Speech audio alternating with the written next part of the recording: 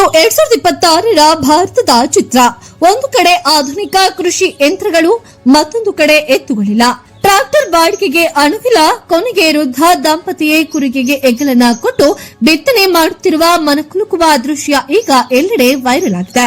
ಕಲ್ಯಾಣ ಕರ್ನಾಟಕ ಭಾಗದ ಬೀದರ್ ಜಿಲ್ಲೆಯ ಹುಮನಾಬಾದ್ ತಾಲೂಕಿನ ಹಳ್ಳಿಖೇಡ ಗ್ರಾಮದಲ್ಲಿ ಮನಸ್ಸು ಮಿಡಿಯುವ ಘಟನೆ ಬೆಳಕಿಗೆ ಬಂದಿದೆ. ತಿಪ್ಪಣ್ಣ ಮತ್ತು ಗಂಗಮ್ಮ ಎಂಬ ವೃದ್ಧ ದಂಪತಿ ಎತ್ತುಗಳಿಲ್ಲದೆ ಮತ್ತು ಟ್ರಾಕ್ಟರ್ಗೆ ನೀಡುವ ಹಣವಿಲ್ಲದ ಕಾರಣ ತಾವೇ ಕೂರಿಕೆಗೆ ಹೆಗಲನ್ನ ಕೊಟ್ಟು ಜಮೀನಿನಲ್ಲಿ ಬಿತ್ತನೆಯನ್ನ ಮಾಡುತ್ತಿದ್ದಾರೆ.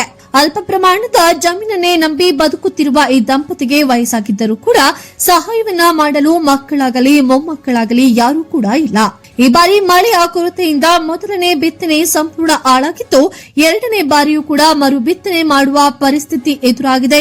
ಸಾಲದ ಹೊರೆ, ಆರ್ಥಿಕ ಸಂಕಷ್ಟ ಮತ್ತು ಕೃಷಿ ವೆಚ್ಚ ಹೆಚ್ಚಾಗಿರುವ ಕಾರಣ ಟ್ರಾಕ್ಟರ್ ಬಾಡಿಗೆ ಭರಿಸಲು ಸಾಧ್ಯವಾಗದೆ ದೈಹಿಕ ಶಕ್ತಿ ಕುಂದಿದ್ದರೂ ಕೂಡ ಸ್ವತಃ ಕೂರಿಗೆ ಇಳಿಯುತ್ತಾ ಬದುಕಿನ ಹೋರಾಟವನ್ನ ಮುಂದುವರೆಸಿದ್ದಾರೆ.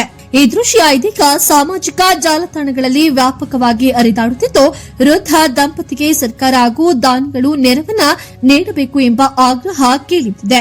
ನಿಮ್ಮ ಅಭಿಪ್ರಾಯವನ್ನ ಕಾಮೆಂಟ್ ಮೂಲಕ ತಿಳಿಸಿ.